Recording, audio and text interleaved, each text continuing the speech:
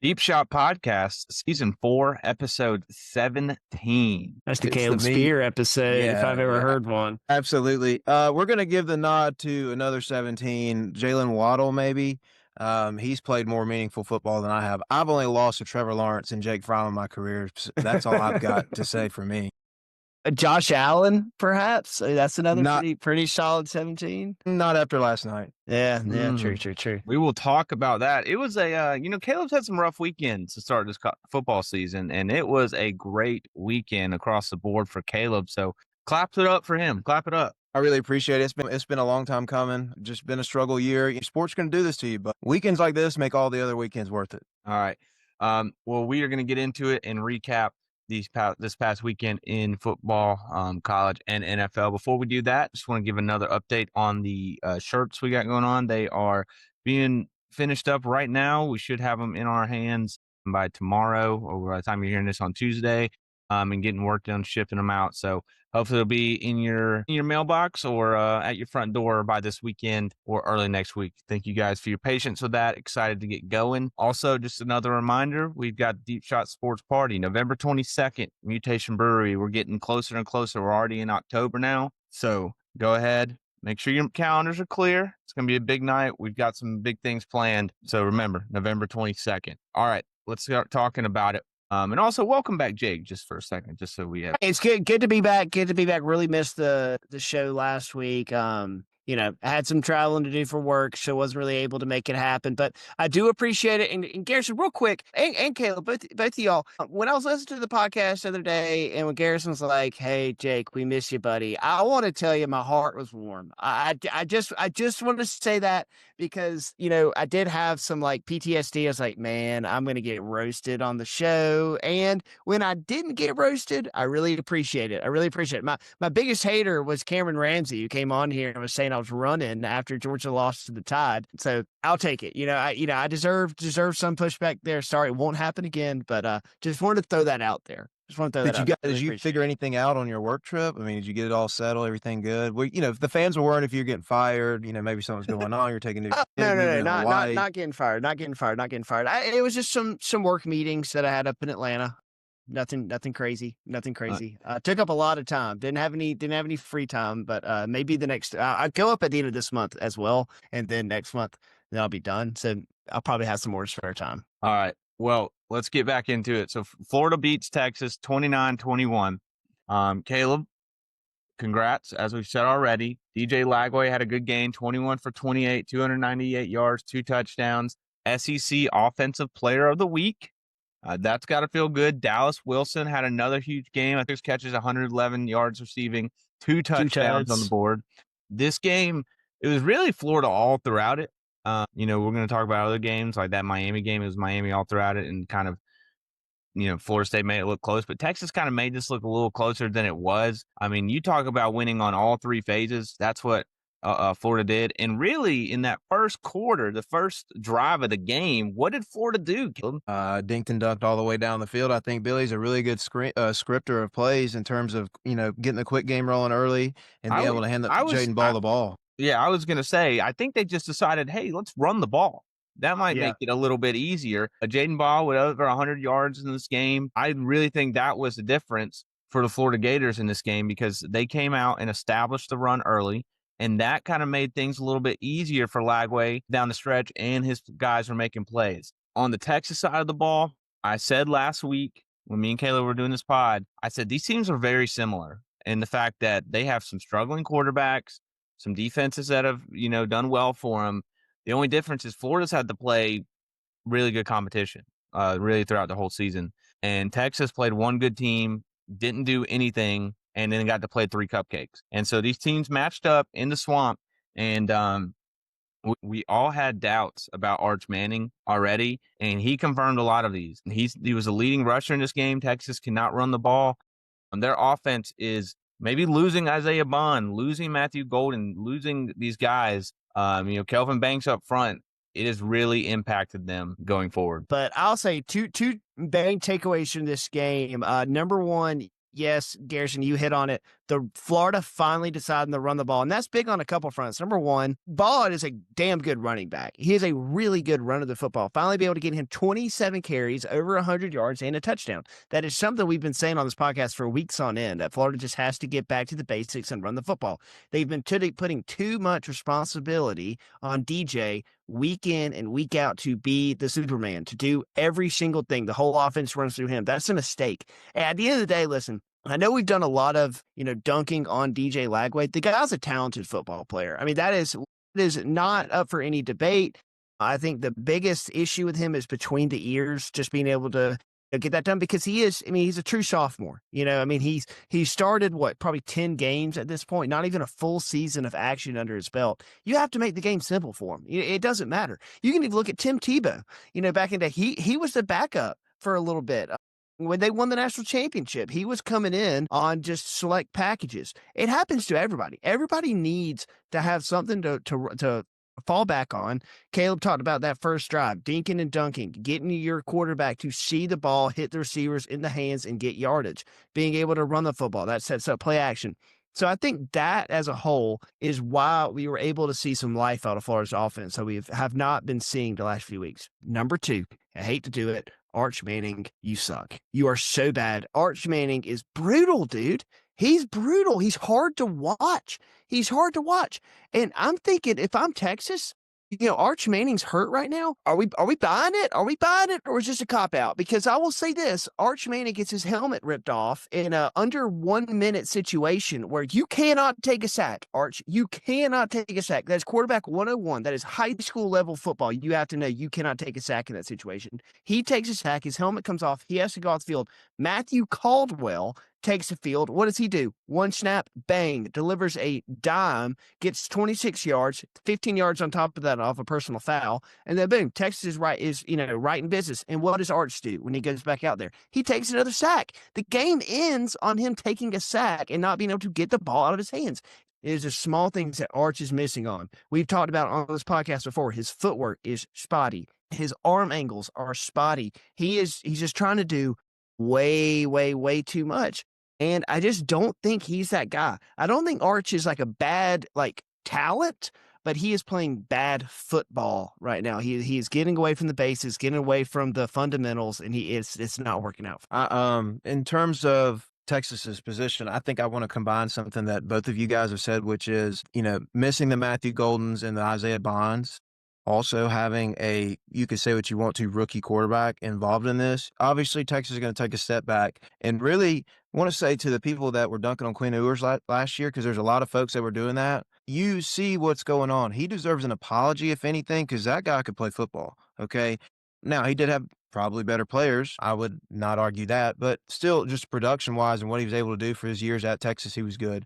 And let's also take a step back and realize, and we've said this on this podcast before, Florida's got a really good defense. It is exceptional. We were able to get to the passer. The only time that Arch really had success and when Texas was able to consistently produce drives, they didn't run the football worth a damn with their running backs. I mean, Wisner had 11 yards on 8 carries. It was not good. It was when we got out of rush lanes and Arch was able to scramble and he would pop a 15-yarder and then they would be able to throw the ball. But, Texas also just didn't make enough plays in this game. This final score was an 8-point game.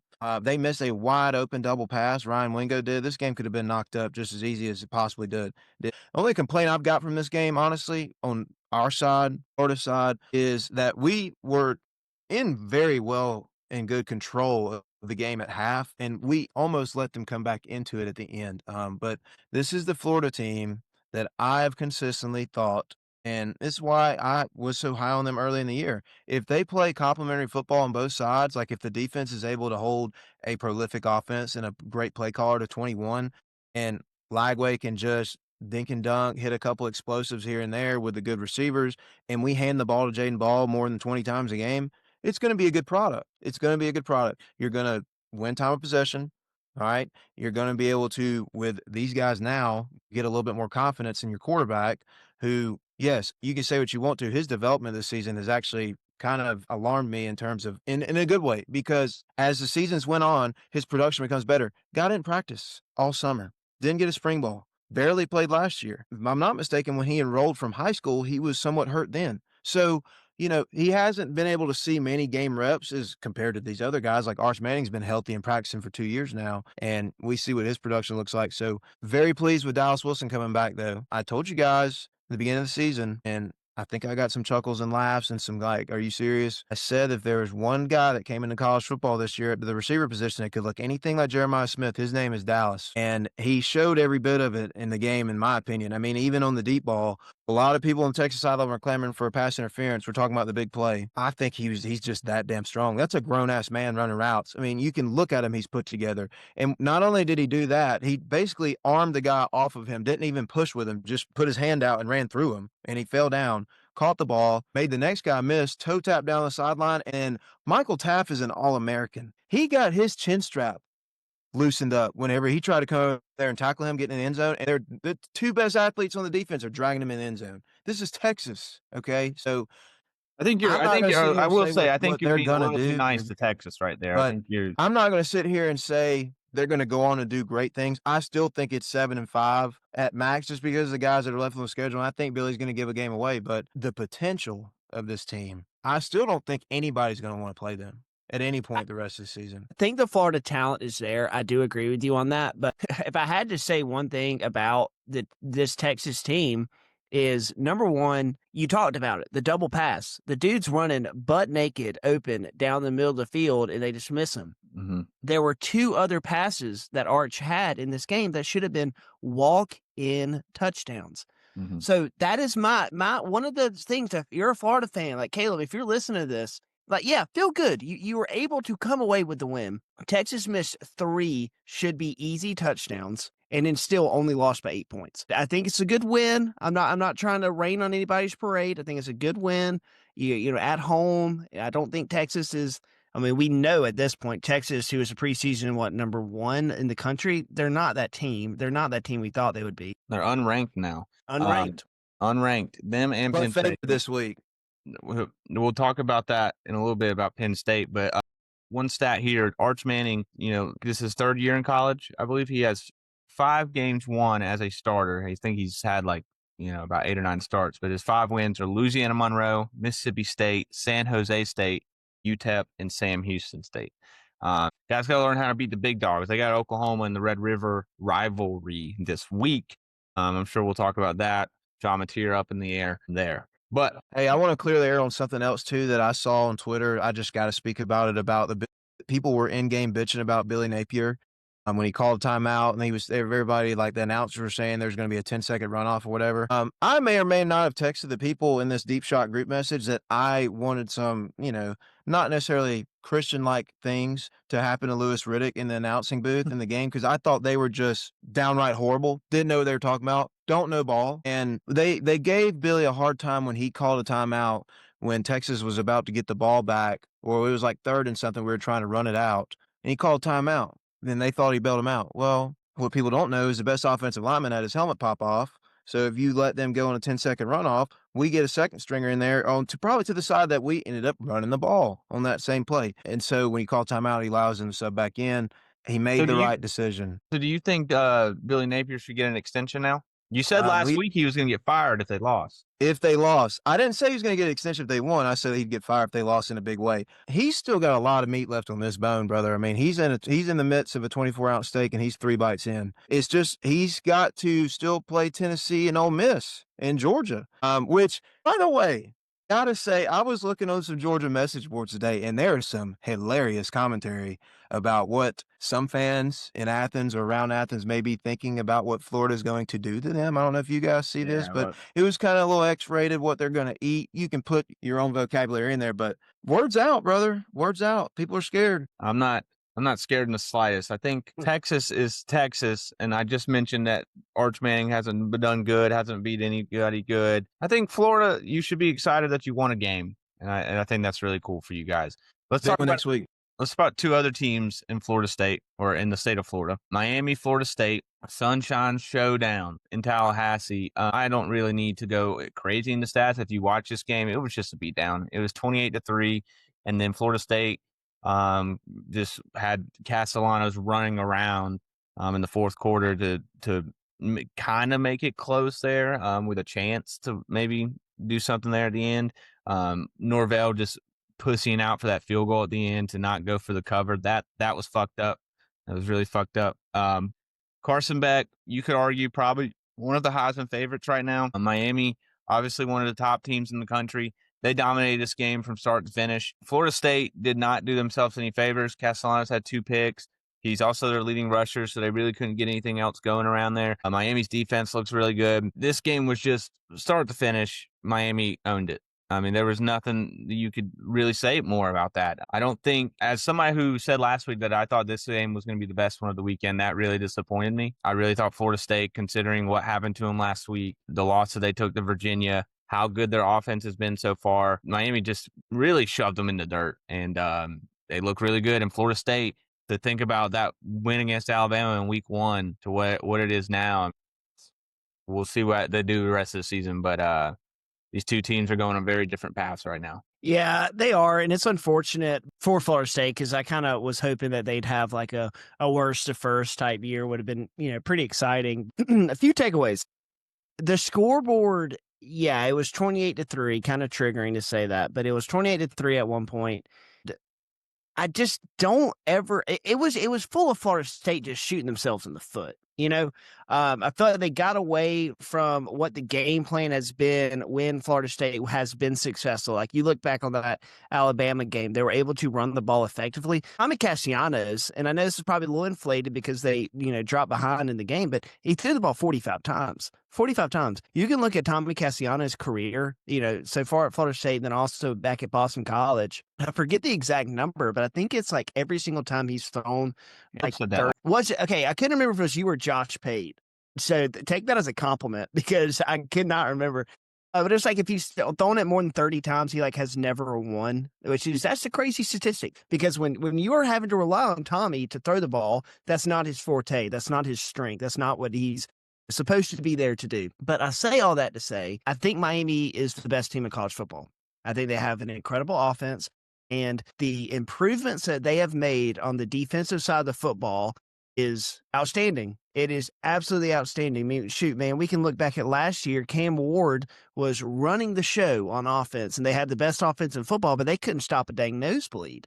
And that was why they were losing games down the stretch. I don't think we're going to have that problem this year with Miami. They're huge up front. They're fast in the back end. They have a quarterback that does not make many mistakes. They have a running back in Mark Fletcher that's going to be able to run the ball between the tackles and get tough yards. They have Malachi Toney, who's a beast. CJ Daniels, who's a beast. They have guys who are going to be able to go get the ball. They can run it. They have a good quarterback who's going to make good decisions and has a strong arm as well. They're deep. In all 22 positions, they have good quality players. And it's going to be interesting to see who can beat Miami because now they're 5-0. They already have multiple good wins on their schedule. They've swept the whole state of Florida at this point. Their schedule from now on is very soft. Cupcake. Very soft. So unless they, pull a Miami, they should really be coasting to a 12-0 season here. I'm sure at some point it's college football, so you never know. But Miami does look really good right now, but in the rest of the way, they should look like a 12-0 team. Yeah, they're an excellent football team. I've been on the train that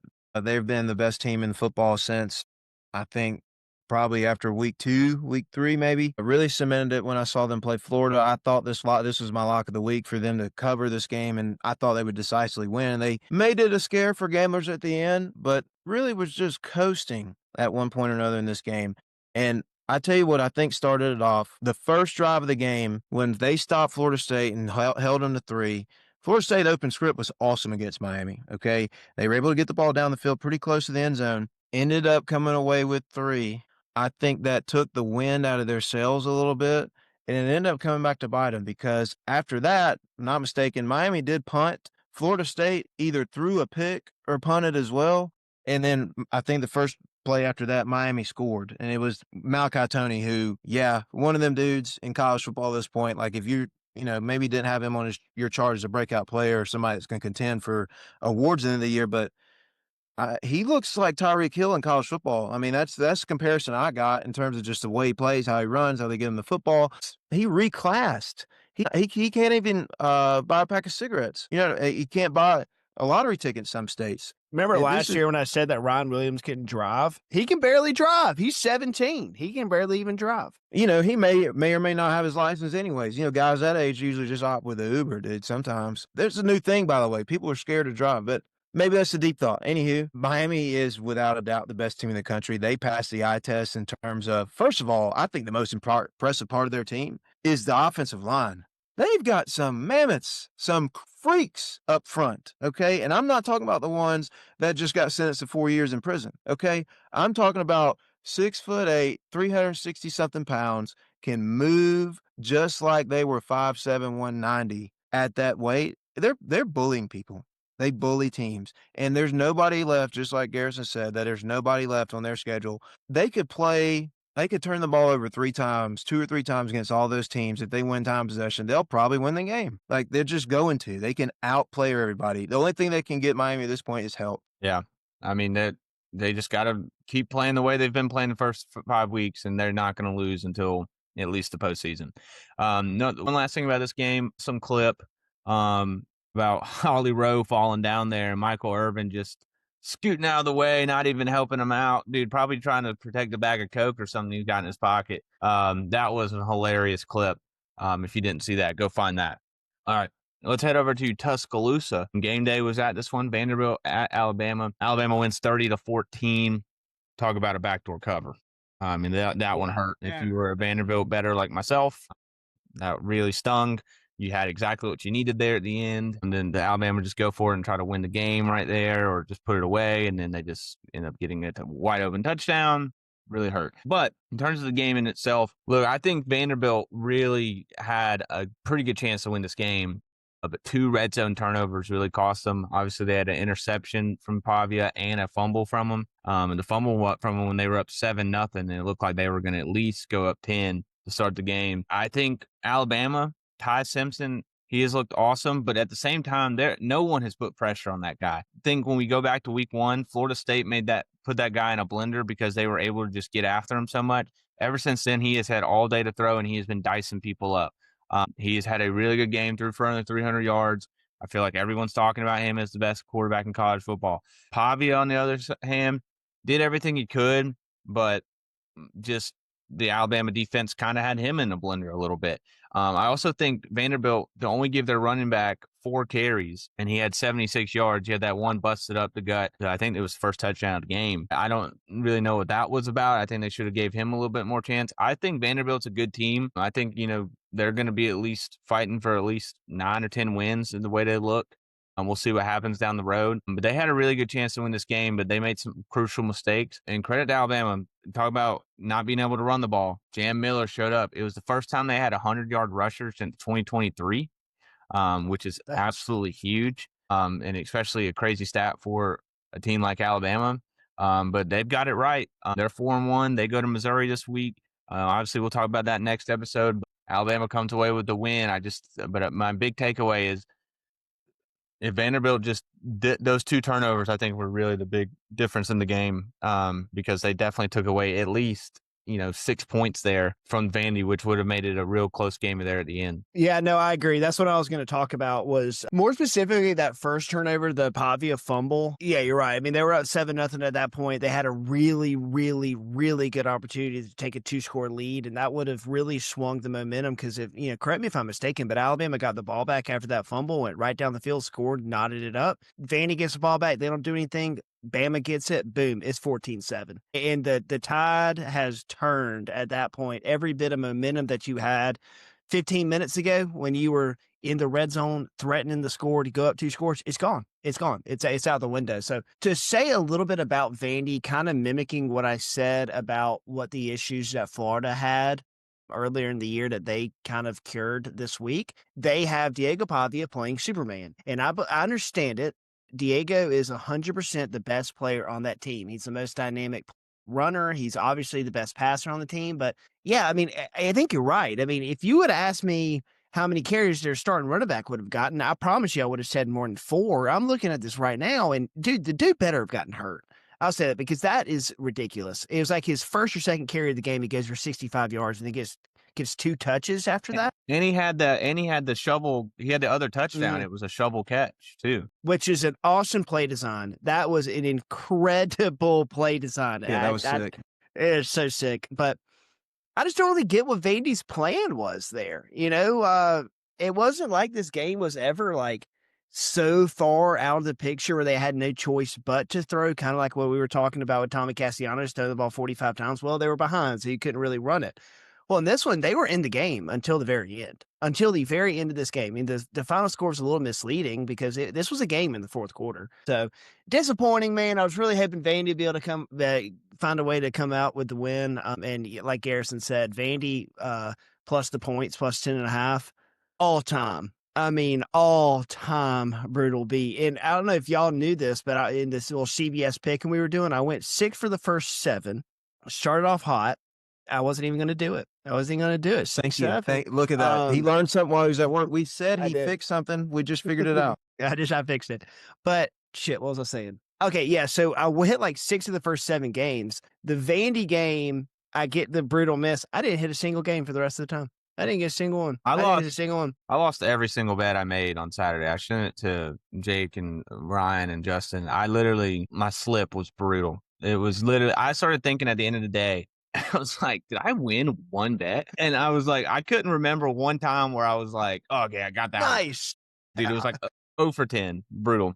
Kayla, what do you think about this game? I got really 3 takeaways. One, Jam Miller and him scoring that touchdown late and them going for it on 4th down to give him a toss play or whatever, and he scores. I think it was like 25 yards out. Changes how the box score looks on this game. You guys are exactly right. It was closer than what it looks. And Vanderbilt was able to screw it up in the red zone enough to give the game away. But takeaway number 2, Kane Womack needs a round of applause. We're not going to give him one because, we're in the middle of a podcast. But I think if I'm not mistaken, they only gave up like 20 or 30 rushing yards after the end of the first quarter to Vanderbilt the rest of the game after they rattled off like Jake was talking about, the explosive with Alexander. And, was one of the main things we questioned about Alabama, which was their run defense. And honestly, if you just show me the first quarter box score, how the game was going to go, if Vanderbilt was able to replicate that for maybe even 3 quarters, they only have to do it the whole game. I think they'd probably run away with it. But Bama was able to step up to the plate on defense and stop the run and kind of disrupt Pavia as much as they could. And lastly,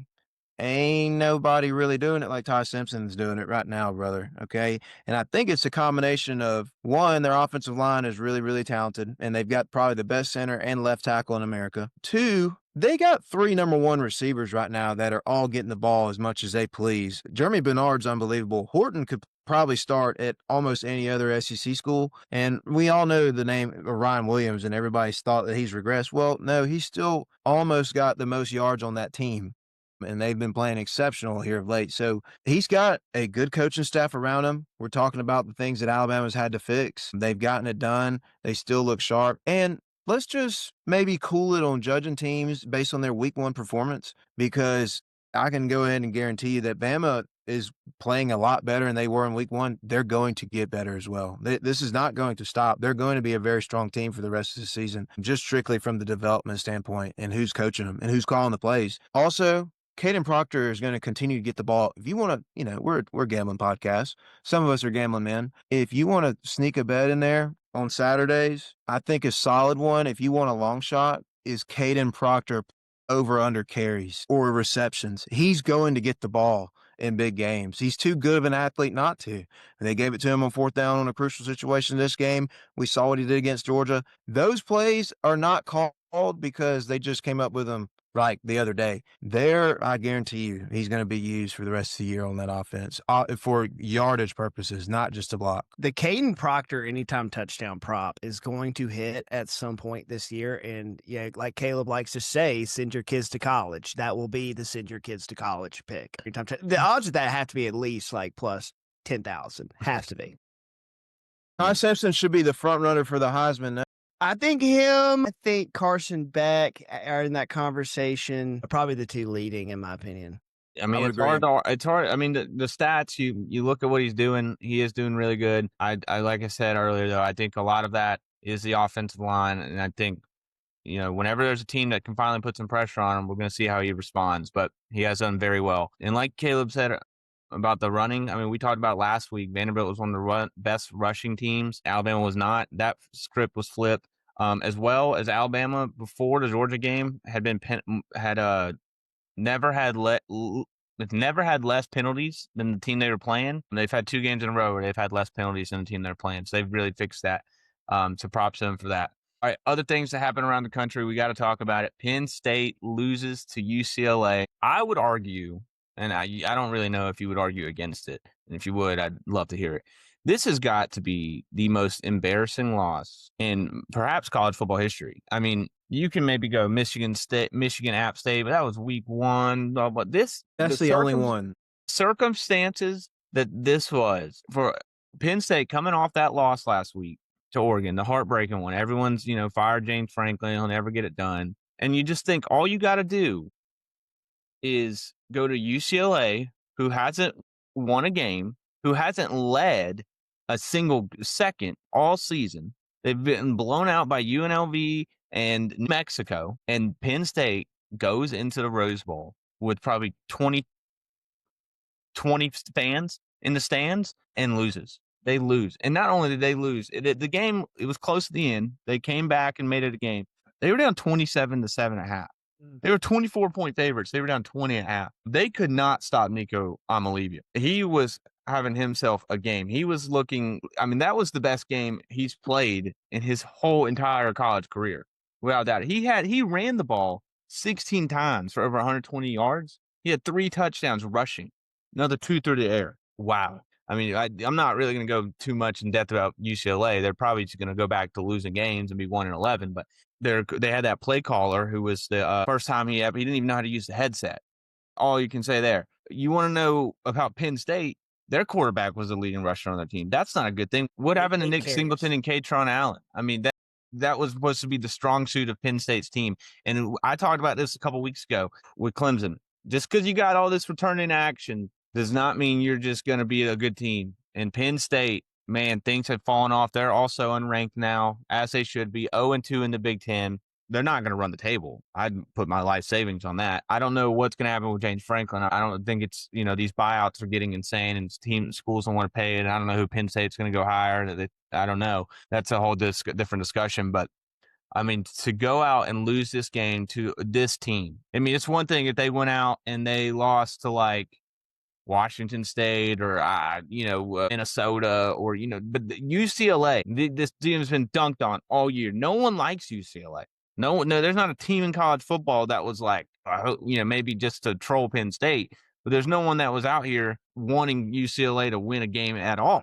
And they win this. This is the dream get right spot. All right. You lost a heartbreaker in overtime at home against a really good Oregon team. Well, hey, pat on the back. Just go out, take care of business against UCLA, have a nice trip out to the West Coast to Los Angeles, take care of business, and let's get back on focus on Northwestern. And they just took their eyes off the ball. I feel like you can put it all down to that. And who does that fall on? That falls on James Franklin. The James Franklin experiment at Penn State has failed. It has failed. I feel like Penn State and their athletic director and their decision makers are a little late to the party, because I feel like a lot of other people have already realized that the James Franklin thing was really never going to work out to the extent that they're hoping for. Man, this is Penn State. This is Penn State in the NIL era. I was talking to my buddy Graham a few weeks ago. He's a really big Penn State fan.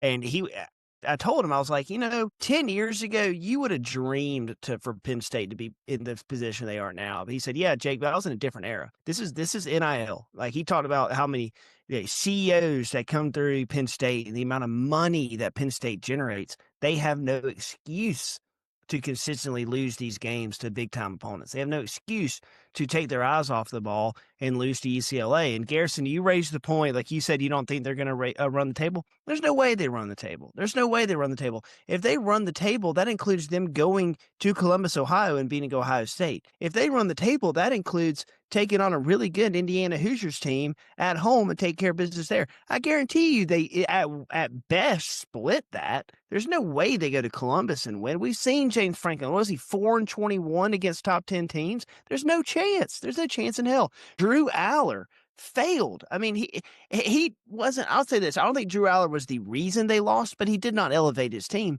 This is a guy, Drew Aller, who we have been expecting for years on end to finally be the guy to elevate this offense to be what they need. Because, yeah, I know it didn't look like it on Saturday, but if you look at the last year and some change, honestly, even longer than that, Penn State consistently has a good defense. They just have not had a signal caller to be able to back up that side of the football. And that's a big chunk of why they're losing these big time games, because their offense isn't able to keep up. Their defense does all they can for 3.5 quarters. They finally let up in the fourth, and well, they finish the game with 10 points and they lose. So if I'm Penn State, I think it's an obvious. You got to get rid of James Franklin. I mean, this is the death sentence. This is the absolute death sentence. You talked about it, but Jerry Newsheisel, the new play caller for UCLA, he didn't even know how to use his headset. And you lose? You lose that? Nico said it at the end of the game. There was like 10 times where he had to call his own play in the huddle. And you lose to him? We're not talking about Tom Brady. We're not talking about, we're not talking about Dante Moore, John Mateer, Carson Beck, Ty Simpson. We're talking about Nico Iamaleava, however you say it. So it's bad. This is about as low as you can get. This is as low as you can possibly get in college football in 2025, is losing to this UCLA team. The blew out. They had a blew out for this game. I don't know if y'all knew this, but the UCLA football page put out a thing. It's like, hey, all UCLA fans wear blue. There was a lot of fans in blue, but it was a little bit darker shade because 90% of the Rose Bowl was filled up with really pissed off Penn State fans. Yeah, the most blue that was in that stadium were the seats, brother. There was not much going on fan-wise there for UCLA. You're going to talk about James Franklin getting rid of him. Do you guys know what his buyout is right now? It's Penn State. Pay it. It's Penn State. Pay it. It's $50 million. Pay it. Get rid of them. Get rid of them. We're talking about one of the blue chip premier teams, the only really good team in the state of Pennsylvania, really in the entire Northeast. If you really want to take it a step further, this is a premier program. It's a premier program that demands eyes, that demands excellence. They need to pay it. They need to get them out of here, because all you're going to do is waste more time. That's all you're doing. It is a lot of money. It is a lot of money. It is, but it's really easy to say when it's not your money too. Like, I get it, but dude, there's nobody in the revenue share age is going to pay a buyout. Florida has resources. They're scared to pay Billy Napier $21 million. Ain't nobody going to pay no $50 million. Like, Texas A&M paid Jimbo Fisher, what, 70 something? And that's going to be the biggest buyout ever. I think it's not going to ever get anything higher than that, because you can say whatever you want to about Penn State's resources. It ain't oil money. That's what it took to buy out that guy. But in terms of the game, yeah, embarrassing when the coaching staff that got beat, UCLA ran for 280 yards on a defensive coordinator named Jim Knowles, who was plucked from Ohio State, a national champion, and is making, I don't know, probably $3.5 million, $4 million to coach there. Embarrassing, especially when the guy that's calling the run plays doesn't even know how to use the headsets. That's off. They just got outplayed. Like you talking about from the jump, onside kick. They scored, got onside kick, go score again. Now you're down 14-0, and James Franklin said it in his post game, like, you're in a fight. You are battling at that point. And you're already coming off the most deflating loss of the year. They probably didn't practice well because they're like, oh, it's UCLA. They're not concerned with this team, and obviously overlooked them. Now, their talent about won in the game on the back end. You just make enough bad plays early in the game. This is what's going to happen. What did you guys think about that play that UCLA ran there at the end where they took the safety there? What's the... Well, I think it's a good decision, because they were able to run an extra, say, 10 seconds off the clock. And then you look at when Penn State got the ball back, they needed those extra 10 seconds. They needed it a lot. Now, if Penn State would have found a way to score a touchdown on that drive, it would have been looked at very differently. But one thing I want to say about that is, if Penn State was a well-coached team, they would have seen that coming, because that's not the first time we've ever seen a team backed up in their own territory say, well, shoot, we're just going to run 10, 15 seconds off the clock. They're going to get the extra 2 points, and their field position is going to be worse. It's not something we've never seen before. Shoot, the announcers were saying to look out for it. The CBS announcers were saying, yeah, maybe we'll see the punter, just see how much time he can run. But James Franklin isn't concerned about that. The game has left him behind, and he wasn't thinking about it. And if Penn State would have went back there, with their head on fire, they could have tackled him. They could have saved 10 seconds, and maybe we're looking at this as Penn State barely escaped Pasadena, but they weren't looking for it. You talking about resources earlier too. I think Penn State's just major fault this season, and that's what we've seen.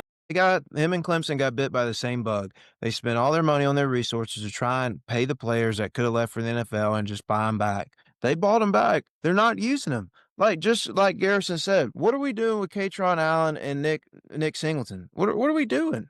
What are we doing? We're not running the ball. I mean, they got 20 touches combined. Jaden Ball had 27 carries for the team the other day. You think if they don't run the ball in that manner, that this game is not entirely different? Take it out of the – Drew Aller's not the best player on that offense, plain and simple. He cannot be the focal point of what they're doing, and they're trying to make it that way, but it's just not working out. They don't have the explosiveness to be able to handle stuff like that either. I don't know where Penn State goes from here because I'm with you guys. I think they're closer to 7 wins than they are 9. I mean, it's not even close. They're not going to make the playoff. They don't deserve to be ranked. They'll be lucky to play a game in between Christmas and New Year's at this rate for a bowl game. Yeah, Texas and Penn State still do not have a win against the Power 4 team this year. Clemson got their first one this week against North Carolina. Mollywopped them. I'll talk a little bit more about that game a little later on. But just to recap some other things in college football this weekend, Ohio State, number 1 team in the country, they handle their business against Minnesota, smoked them. A&M smokes Mississippi State in the second half. Tough scene there as me as a plus 17 better. That was looking really good for a little bit. And then obviously the deep shot as well. That really hurt. Texas Tech, another Texas team that looks awesome. They have won every single one of their games this year by 24 points or more. And Houston was undefeated. Their quarterback, Wegman, did go out. That backup, I mean, good Lord, he has no clue how to play football. Kentucky goes into Georgia. Georgia handles that one. Gunnar Stockton has a few rushing touchdowns. That game was just kind of maybe not even really. I mean, it was a fun watch just because Georgia was winning. But, Kentucky kind of made it close there for a second and missed that field goal at the end of the first half, and then it was pretty much over from there. And Georgia had the backups in with about 4 minutes left in the third quarter. Iowa State, number 14, they were undefeated. They lose to Cincinnati. Vegas knew that was coming.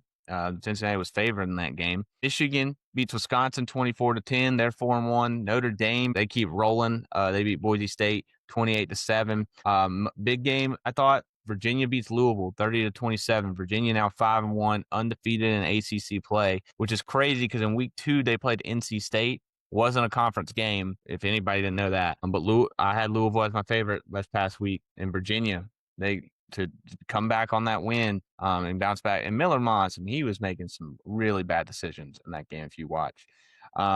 This other round of the country, Baylor survived the scare against Kansas State. Kansas State now 2-4. Yeah, that was about it. You guys got anything else? I'll talk about Georgia here for a second. Not a lot to add, but just how reassuring it was to see us go out against a Kentucky team. And yeah, I understand Kentucky's no world beaters. They're not competing for the playoff. They're not competing for the SEC, Natty, whatever it may be. But it's still an SEC team at the end of the day. At the end of the day, Kentucky's not terrible. I mean, shoot, look back a couple years ago when we won the national championship. Kentucky had us down to the absolute wire. But it was just reassuring to see us go back out there, especially after a tough loss. That's the difference between Georgia and Penn State. It is. Legitimately, yes, it is. Dylan Bell added a couple touchdowns. Really liked how Bobo schemed up Dylan Bell to be able to get touches, to be able to get into the end zone.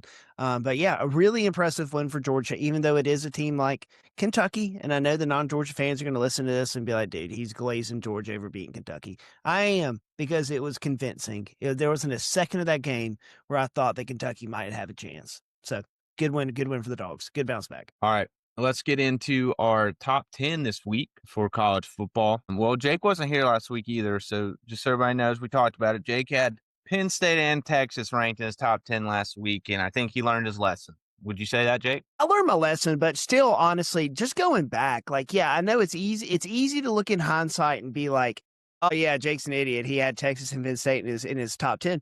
Look at the teams they lost to, dude. They lost to the number 1 team in the country, Ohio State Buckeyes. Texas did by a touchdown. And then you look at Penn State lost to Oregon in overtime. I still truly don't understand the hate I was getting. Like, I get it. They hadn't beat a Power 4 team. Like, I get that. I get that completely wholeheartedly.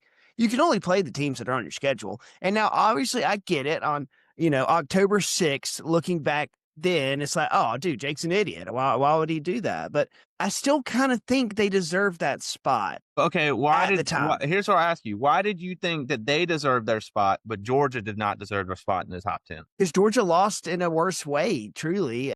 If you want to compare losses, Texas had a chance down the stretch to beat Ohio State team on the road.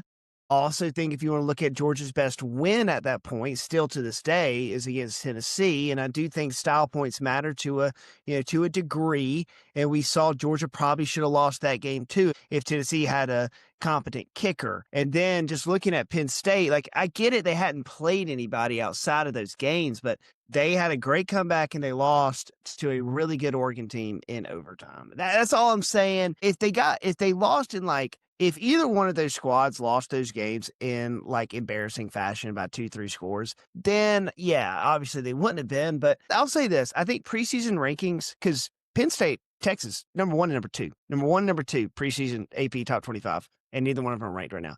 I think preseason rankings just need to go because they just cloud everything. Because they wouldn't have been, I don't know. I'm deflecting. I was wrong. Dunk on Jake. Jake was wrong again. All right. We forgive you, brother. We forgive you. I just think that their resume, I mean, it was just eye test. I didn't think they were a top 10 team, either one of them. But top 10 this week. Number 1, new team at its top spot is Miami Hurricanes. Number 2, Ohio State. Number 3, Oregon. Number 4, Ole Miss. Number 5, Oklahoma. Big week. We need to see. I think John Mateer is still going to be out this week, but they got a big matchup against Texas. Let's see if Texas can bounce back. Number 6, Texas A&M. Number 7, Texas Tech. Number 8, Indiana. Number 9, Alabama. Number 10, Georgia. And Caleb, do you know who our first team out was by chance? No, we actually all voted. So we necessarily didn't have in our method and first person out because all of us had the same teams in the top 10. If I was to put a team first person out, my vote would be Georgia Tech. That would be my vote. But did we not have, so were all 10 of our teams the same? All 10 teams were the same for all 3 of us voters. The first time ever. Okay. So who's our first team out? It's got to be Georgia Tech. I like Georgia Tech. I like Georgia Tech. We'll give Georgia Tech first team out. All right. Interesting. Okay. Let's get. Should we give it to Texas? Maybe Penn State. Be Florida. Yeah, maybe. That'd be something. All right. Let's move on. Let's talk about what happened in the NFL week 5 of the NFL season. Let's just start on Sunday Night Football. Like we said, Caleb had a good weekend. Let's head back over to his other team, the New England Patriots and Drake May. Now, they beat the Bills 23-20, last 20-second field goal. I'm there for them to pull it off. You could say Drake May outplayed Josh Allen in this game. Remember last week, Caleb, I said, who's better, Drake May or Josh Allen? So I may have been ahead of the curve there, but you guys pull off a huge win on Sunday Night Football. This game was real ugly in the first half. I mean, it was 6-3. Neither team looked like they won it. Ramondre Stevenson had another fumble. But Caleb, how do we feel? Really good. Very assured that I have a really good quarterback. Give you a stat. Drake May is one of 2 quarterbacks in NFL history to have a 75% completion percentage with over 200 passing yards and a quarterback rating of 100 in 4 straight games. The other, Tom Brady. Yeah, they had to throw in that quarterback rating stat because if they didn't, then there'd be Ryan Tannehill would also be in that group. I mean, I'm not dunking on your stats here, Jake. What's going on? That was just the second part of the video that you sent me that had that. Felt like I had to add that in there. Sorry. He's good. He's good. He's very good. Thank you. I was able to make some crazy plays. I mean, the signature play was I think it was the last drive that we had the ball where we went up, where he stiff-armed a D lineman to throw the football. I mean, that was many guys in the NFL that are making plays like that, man. And Stephon Diggs went off. All the rumors, whatever he had on the boat, keep it up, buddy. I'm very excited for how he's playing. He's able to get back-to-back 100-yard games, which is something that nobody thought New England would ever be able to experience. And yeah, it's just an exciting time. I told you guys last week too, that New England always wins a game against Buffalo every year. It's going to happen. And I said, sometimes we do it in their place. We've done it before. We went in there and did it again.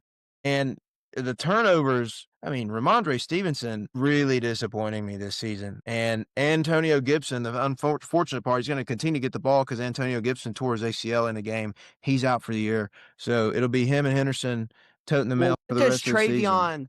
what does Travion have to do to actually get featured in this offense? It makes no sense to me. Ramondre's favorite thing he does right now is fumble the football. It's been an issue this entire season, and we still see Travion sit back at 6 carries. I would honestly guess that the only reason why he would do such a thing is because he doesn't understand the playbook and they don't have confidence in his abilities to go in and execute the entire offense, or he doesn't understand the pass pro and is bad in those Could be situations. that. So it's like a tendency thing. Those would be my 2 guesses, which we've already talked about this game, but same things has happened at Florida with Eugene Wilson. Trey Wilson was, considered one of the better players in college football this year. He's getting demoted. I mean, he barely got the ball the other day, and people are asking why. He's busting coverages, busting routes, busting plays, can't figure it out. And I'm sure the same thing's going on here. But outside of that, the defense played very well. We're still getting our receivers of football, really heavy on Stephon Diggs, though, but that opened up the entire offense. And if Ramondre can stop fumbling, this team would be our record would be a lot better than what it is right now. But winning record, 1 game back in the division now. Yeah. And the Bills were undefeated, 4-0. And then the other team that was 4-0, the Eagles, they lose as well. So we're no undefeated teams left in the NFL this season. The Eagles lose 21-17 to the Denver Broncos. This was 17-3 in the fourth quarter. The Broncos come back. And score 18 unanswered. Bo Nix, J.K. Dobbins, Cortland Sutton had it all. Had it going on. And the Philadelphia Eagles, they I think maybe listened to their receivers a little too much. And I don't know what the stats are with Jalen Hurts has to throw the ball 38 times, but they didn't win this game. But Saquon Barkley, 6 carries. I don't know if you guys remember what made the Eagles so good last season, but it was because they just gave it to Saquon Barkley a lot, and he had like one of the best seasons a running back ever had. And they listened to a lot of bitching by A.J. Brown and Devontae Smith. A.J. Brown had that missed route where he just kind of slowed down. And Stop running. Probably cost them a touchdown there. But the Broncos get a huge win in Philly because we talked about their 2 losses have been on last-second field goals. And they really needed this to kind of stay on pace.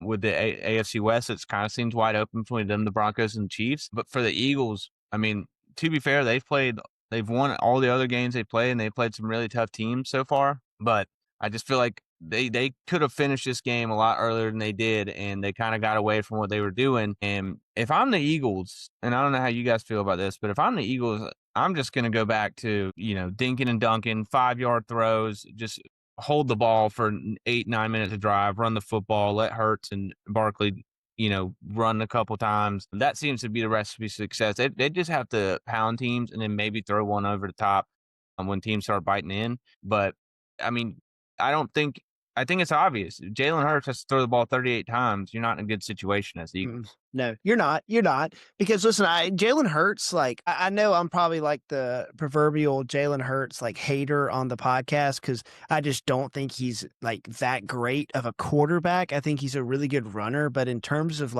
drop back, 5-step drop, read the defense out, and hit your receiver on a 15-yard in, he's just not that guy, and I don't think he ever will be. I mean, he has a lot of success in other areas, but that's just never going to be who Jalen Hurts is. 6 carries for Saquon Barkley is awful, especially considering that they were up 2 scores in fourth quarter. Lean on your Hall of Fame back. You just had 2,000 yards the year before. Lean on him. Lean on him. You got A.J. Dillon's the backup running back too. You got 2 houses back there. Give the ball to your guys.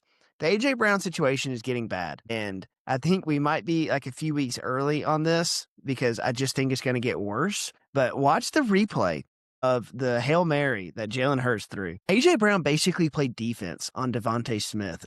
He wanted to catch that touchdown more than he wanted the Eagles to win because I think Devontae had a legitimate chance to catch it, and that would have been a crazy finish if they were able to do that. A.J. Brown's basically grabbing Devontae's arms to try and gator chomp his way to grab the football. So concerning. On the Broncos side, the commentator, forget who called this game, I think it was spot on with it. He said this was the Denver Broncos and Sean Payton's signature win. Every program needs that one win that you can fall back on. Then you look at the Broncos, Garrison, you mentioned it, their 2 losses were 2 tough losses. The one to the Colts, that was completely preventable if it wasn't for that leverage call.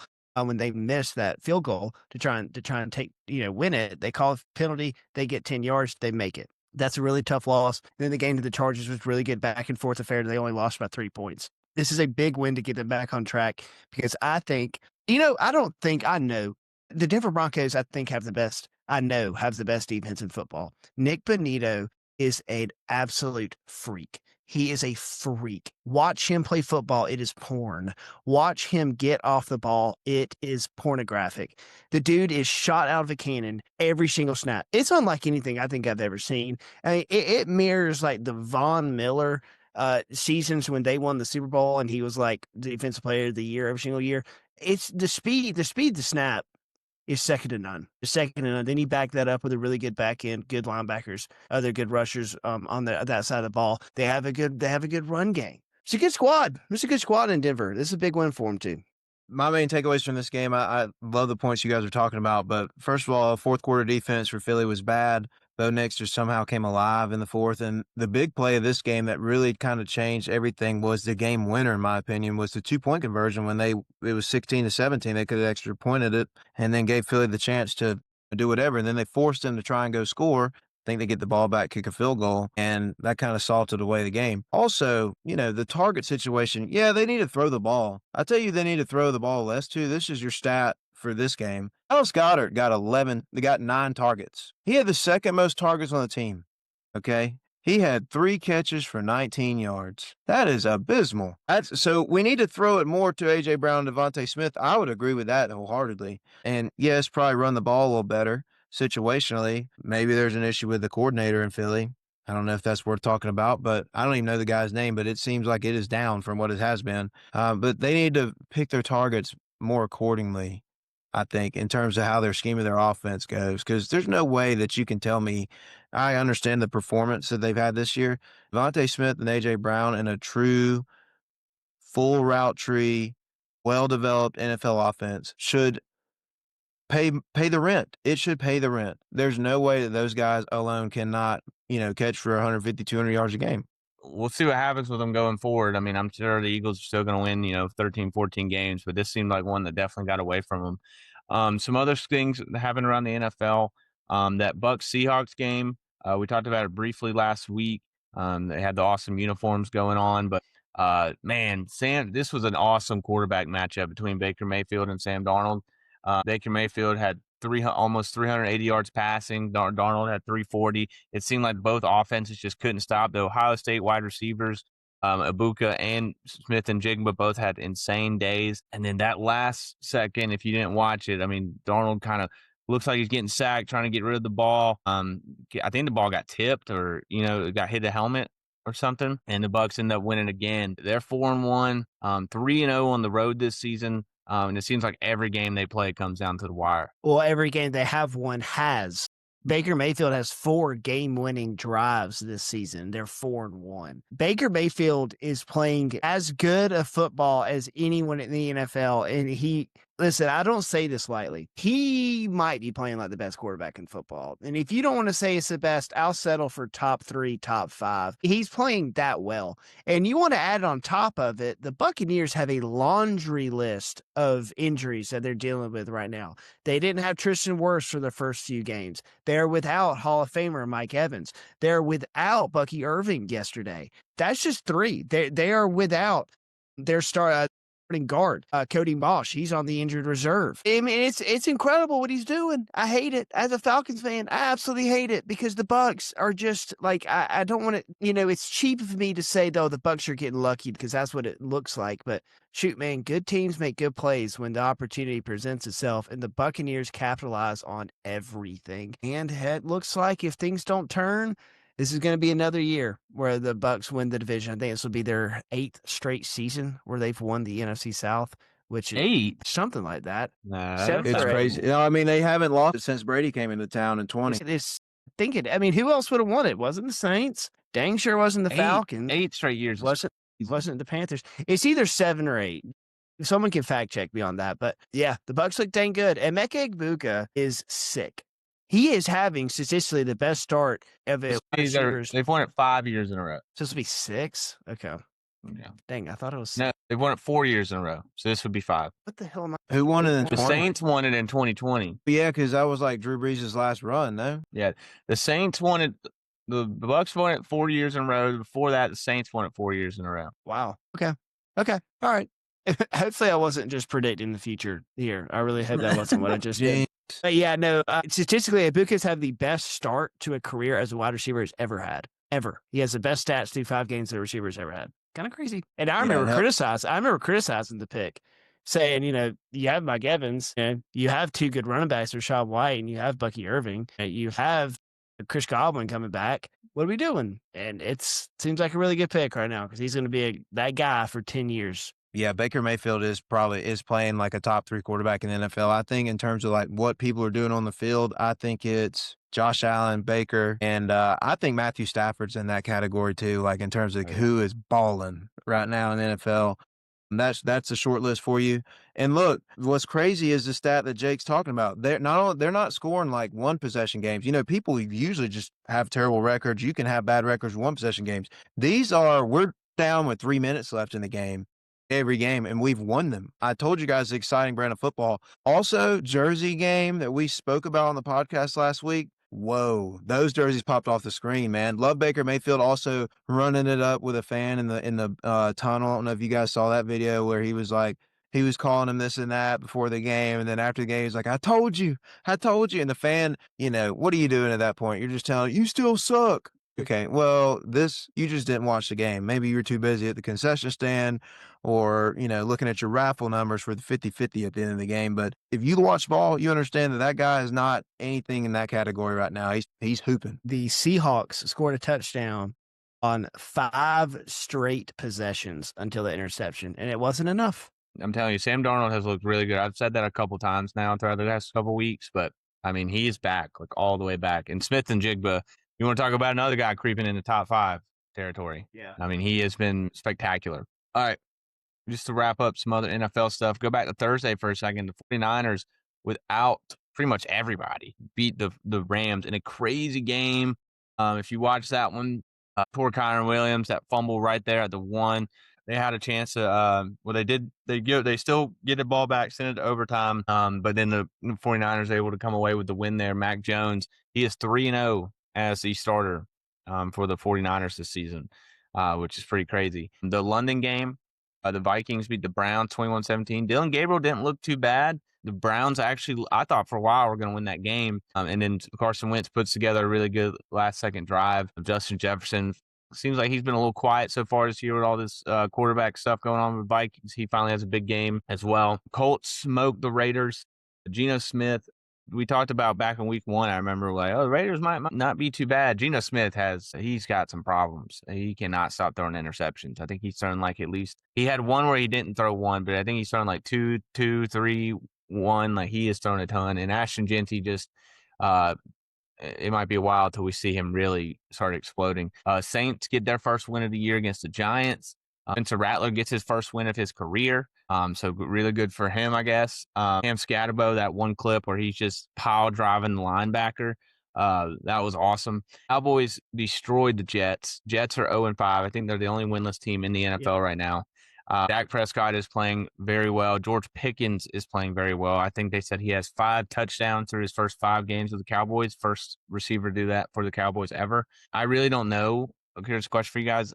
Do we think Justin Fields is just a bad quarterback, or is he just always going to play for bad teams? I think he's just playing for bad teams because the guy's playing good ball. I mean, he's playing decent ball. He is not the reason the Jets are 0-5. He's not. I would completely agree with that. I think they're just a bad roster, and also their defense is not helping them at all. And let's go ahead and get this one out there. You want to talk about somebody that's on the hot? I think the hottest seat is obviously the guy that's 0-5, but it's really because his defense is terrible, and he's a defensive coach. Yeah, that's why Wilkes came. So this is not working out. I think the head coach, everybody on that staff needs to be on red alert. They got to fix it. But the defensive guys really are the ones that are screwing everything for everybody. Other games, the Panthers come back. We're down 17-0 to the Dolphins. come back and win. A huge game for Rico Dowdle, however you say it. Insane win for the Panthers.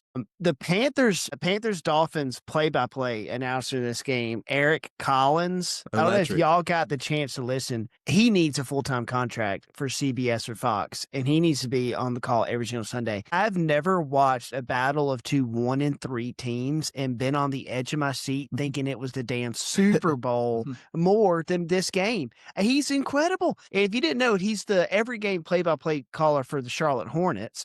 So obviously he probably is a Panthers fan, but you wouldn't know it. That touchdown pass that Tua threw to Jalen Waddle late in the game to take the lead. I mean, he's screaming at the top of his lungs. You would think it is the AFC Championship. The guy was absolutely electric. Texans smoked the Ravens 44-10. Lamar obviously didn't play, but the Ravens are 1-4 now. Or is their season done? I mean, do they have a chance? Well, they had like 6, 7 all pro players missing this game. I mean, like, obviously you should never lose a game like this, especially to a team like the Texans, who really looked like a pretty, mediocre team at best. You don't need to lose these. Like, that's bad, but they need Lamar back because Cooper Rush sucks. They need, Kyle Hamilton was out in this game amongst other really, really, really good players, but they need to do it quick. They need to do it quick because John Harbaugh's seat, it ain't getting colder. Yeah. Well, I mean, they're in a bad spot injury-wise, too. I think I heard somebody say that, like, their top 6 highest-paid players are all out for this game. Don't know who the dummy was that picked them on the podcast to maybe cover, but this game was never in hand for them. Poor for everybody. That backup quarterback's brutal, too. Cooper Rush. Derrick Henry, I mean, he has just got nothing going this season. Ever since that Bills game, he has been real slow. Only 33 yards this game. Titans come back and beat the Cardinals. Crazy finish. I know that killed a lot of Survivor League picks this week. If you didn't see the end of the game or the end of the play that the Titans took the lead on, well, first of all, they had the one play where the Cardinals running back just dropped the ball before he got across the goal line, which just, I mean, you're due for one of those a month in football, it seems like. They just never learn. But also the play where Cam Ward literally threw an interception. The Cardinals are taking it back. There's a fumble, and then the Titans, the ball rolls into the end zone, Titans fall on it, and they end up winning the game. That was insane. Lions beat the Bengals 37-24. It really wasn't that close. They smoked them. The Lions have looked so good since they lost to the Packers in week 1.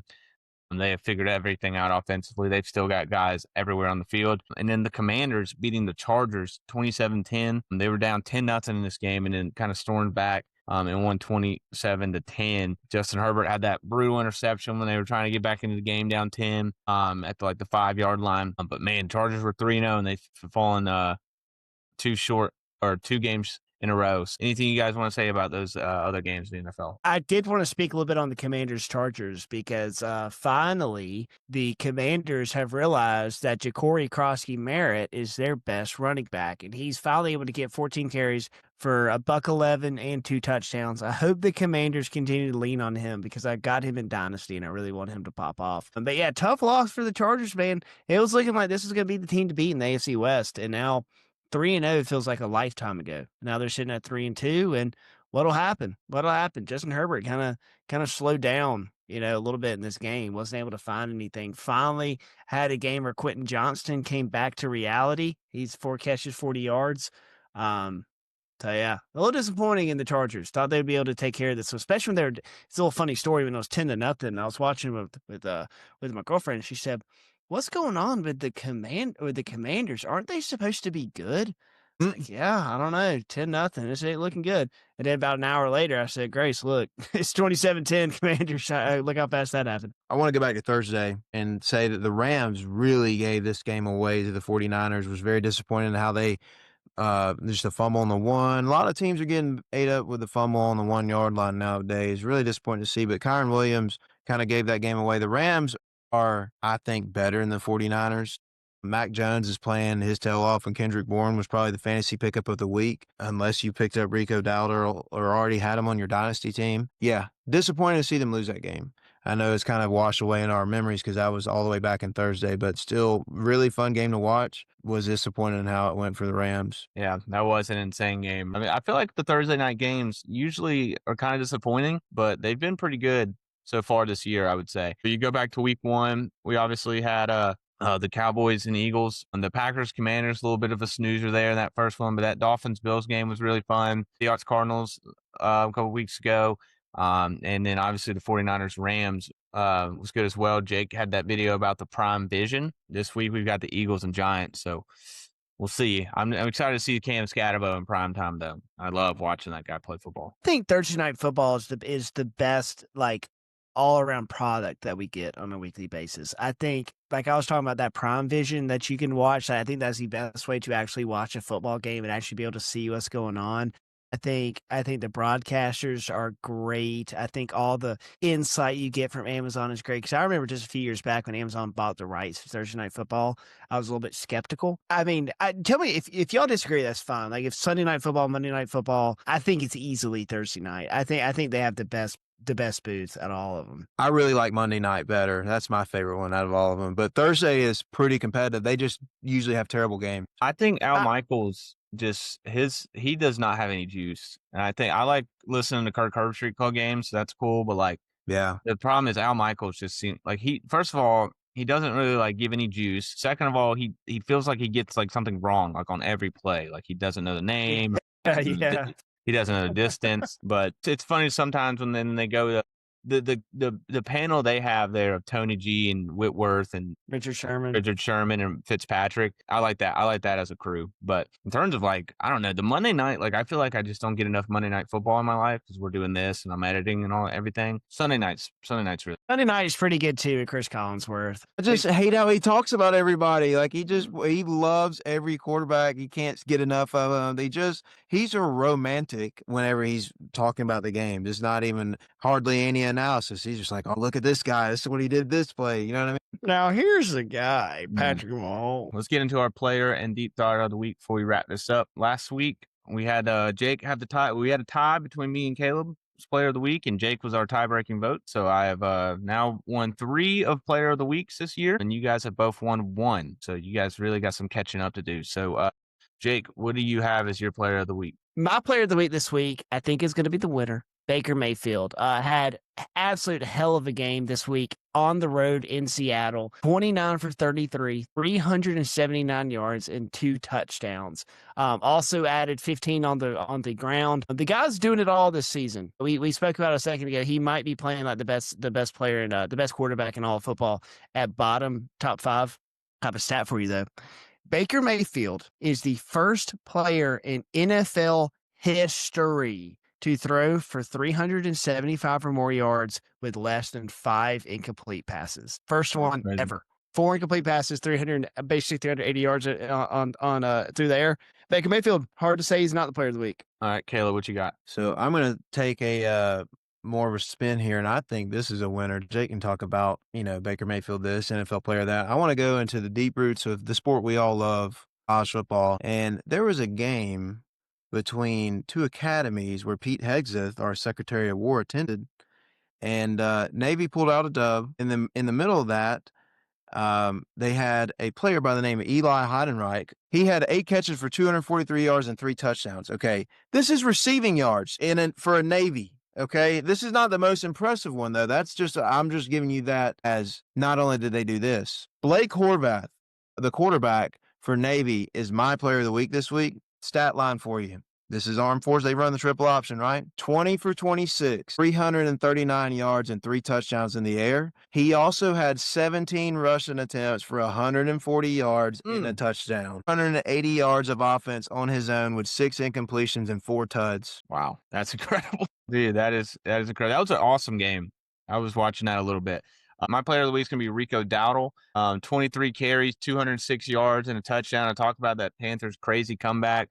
For them to be able to do that on the ground when they were down 17-0 and then kind of push it with him, that's really impressive. I don't think I could be wrong. I think he's the only guy in the NFL to have 200 yards rushing so far. I don't think that would sound right. Yeah.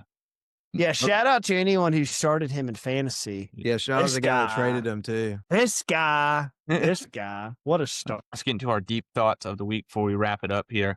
I'm going to start off here, and I talked about this game briefly for a second. I said we would talk about it a little bit later. But Clemson absolutely torched North Carolina this weekend, 38-10. And the game was over right when it started. I think Clemson scored on the very first play of the game and never looked back. And we all know how bad Clemson has been this year. Props them for winning the game. The real story here is Bill Belichick in North Carolina. Look, I don't think anybody thought that North Carolina was just, anybody with a brain didn't think North Carolina was just going to be like this awesome team just because Bill Belichick is there. But they don't have a pulse. We've seen them play TCU on Monday night, first week of season. They had one good drive and then everything has gone to shit since. They played two trash teams, escaped those. They played UCF a couple of weeks ago. They look dead. They played Clemson. They look dead. They have no fight in this team. And with all the stuff that's been going on with Bill Belichick between, Jordan, and now they're saying that he's not like the North Carolina football team can't even post about the Patriots, can't even post about Drake May winning the Sunday night football game, which if you don't know, a lot of college teams like to post their, stars in the NFL. Look, North Carolina football, Mac Brown had that. They weren't awesome, but like, they were competent and they were, they had life in that program. And to hire this 73-year-old guy who comes with all this drama and problems, it just doesn't seem like it's worth it. And if I'm North Carolina, I think they should get out of it now. I think they should wrap up that decision and figure out a different direction to go, because you already knew when you hired him that you weren't going to have long. The guy's old as shit.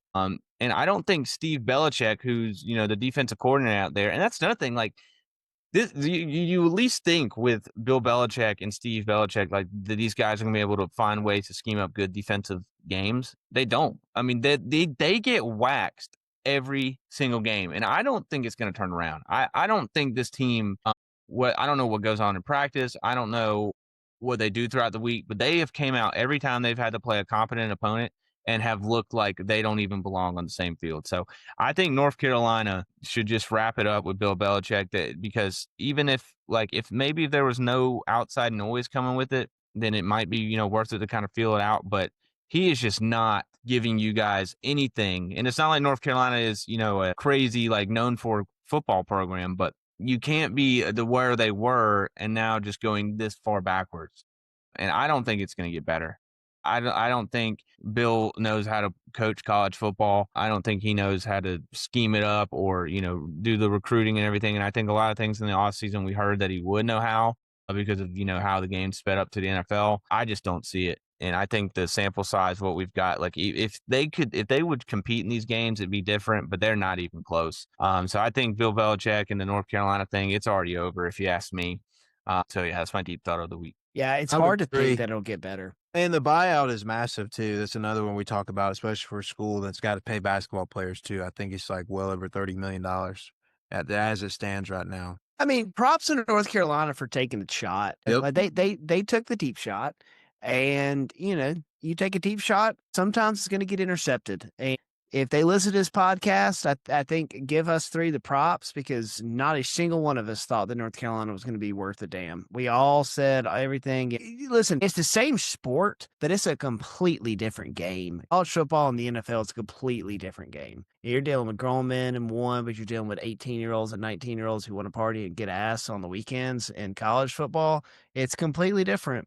Some are saying that Mac Jones 3-0 with the 49ers, maybe his career was ruined by Bill Belichick, who can't win can't win without Tom Brady. I mean, look what Bill did before Tom, and then look at what he did with Tom. Now look at what he's done after Tom. It's two completely different careers for the guy. But he was also very successful before Tom. Let's give him that. I mean, he would have been in the Hall of Fame just for what he did on defense in the 80s. But as time has passed, I would completely agree with you guys. And I think the killing decision in terms of what has probably led to the downfall of his career was, Mac Jones is correct. Mac Jones' inability to play football very well for a year or two with him there, not good. But also to put Matt Patricia, who is a DC, as his offensive coordinator, and I think it was like Joe Brady, or not Joe Brady. They hired Joe Sheen, I think. Was he the head coach of the New York Giants before that? He was the quarterback coach for him. So, just ruin the development of the player while you're at it. My deep thought of the week, I hinted at it a second ago. It involves Arizona Cardinals running back Amari DiMercado. If you watched, he had an awesome 71-yard fumble where he dropped the ball about a quarter of a centimeter before crossing the goal line. Look at last week, Adonai Mitchell at DGD, a damn good dog. Gives me no pleasure to say this. He also, he didn't try and drop it. He just tried to change the ball over to his left hand to do like the stiff arm into the end zone with the ball. He fumbles it, goes out the back of the end zone. And I just want to ask these guys, I mean, shoot, man, there's even a TV show on Hulu right now, the Chad Powers show that they're making right now, where like the big part of the reason his career fell off is he dropped the ball going into the end zone in the national championship. So my question to these guys is it worth it? Is it worth it? Like, does it look that cool? Like, serious question to y'all. When y'all see a running back run to the end zone and drop it right after he crosses the goal line, you're like, damn, that was cold. That was cold. Like, I'm glad he did that. No one cares. No one gives a damn. No one gives a damn. It doesn't get you more likes on Twitter. It doesn't give you more reposts on Instagram and TikTok and all the Facebooks and everything. It looks stupid. It looks stupid. And they're costing their team opportunities to win games. And I don't know if y'all saw this. Jonathan Gannon goes on the sideline. He gets in Demercado's face afterwards. I don't know if his code was working to get into the building this morning. I mean, that guy might have his bags packed and he might be living on the street for a little bit because Gannon was not too pleased with him, and rightfully so. You score that touchdown, like, you win the game. The game's over. It's like 28-3 at that point. I believe that it would be. Game's over. The game is tucked in because you look at how it ended. Listen, you got Cam Ward and Calvin Ridley on the other side. You don't have Tom Brady and Rob Gronkowski. I think 28-3 should be enough. Then they catch the game-ending interception, then fumble it into a touchdown. Even if all of that still happens, if you just hold on to the football for a quarter of an inch later, that's a touchdown. And you're getting praised, and you might be one of the top 10 plays of the week. You're featured on the every touchdown on the red zone once that gets done. But no, now everyone is talking about you, but they're talking about you in a bad way. And I just want to ask, is it worth it? It's not. It's not even close to being worth it. So just a PSA to all NFL, college football. I mean, shoot, you remember when it happened in the Utah-Oregon game? When that was like a big opportunity for Utah. They dropped the ball. Oregon picks it up as a touchdown. It's stupid. It's not worth it. It just has to stop. All right. So my deep thought this week is going to be about fan bases in college. I think this is what really makes college football what it is, especially down here in the South where we live and most of our listeners are from or stay. And experience college football to be something bigger than a lot of other places. Look at UCLA, for example, would ever treat this sport. It means something. That's the same reason why I want to give out a shout out to my own team and the fan base. Another sellout in the Swamp this week. You can say whatever you want to. Yeah, Texas coming into town. They sold it out, one of the longest sellout streaks in college football, and that crowd was a big factor in the outcome of that game in terms of the penalties that Texas got in crucial situation. And it's not fun to play at the Swamp, no matter if it's 3:30 or 7:30.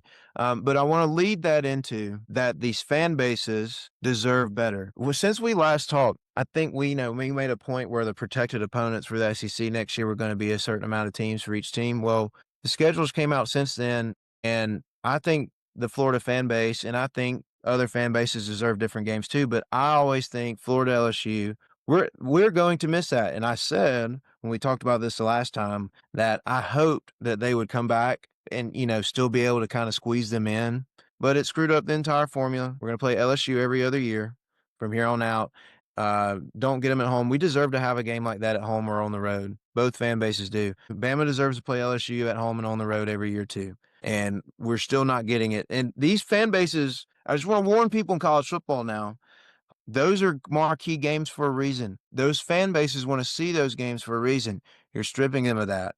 They're not just going to go out. The same folks that would buy the LSU ticket for Bama or Florida are not going to buy the same ticket to see them play Kentucky or Arkansas. It's just not going to happen. We need to protect these college fan bases and do better. Yeah, I agree, dude. These big games every week. I mean, the stadiums you see in college football, I mean, it's second to none, man. I mean, it's really incredible. Like you said, the Swamp was in there. What it was for Alabama Vanderbilt, that was insane. I mean, Florida State, that looked awesome. I mean, well, that will wrap up episode number 17 of season 4 of the Deep Shot Podcast. Big week coming up. We have got an awesome weekend of football coming up. We will talk about all of that in a couple of days. For Jake and Caleb, we appreciate everybody listening. Deep shout out.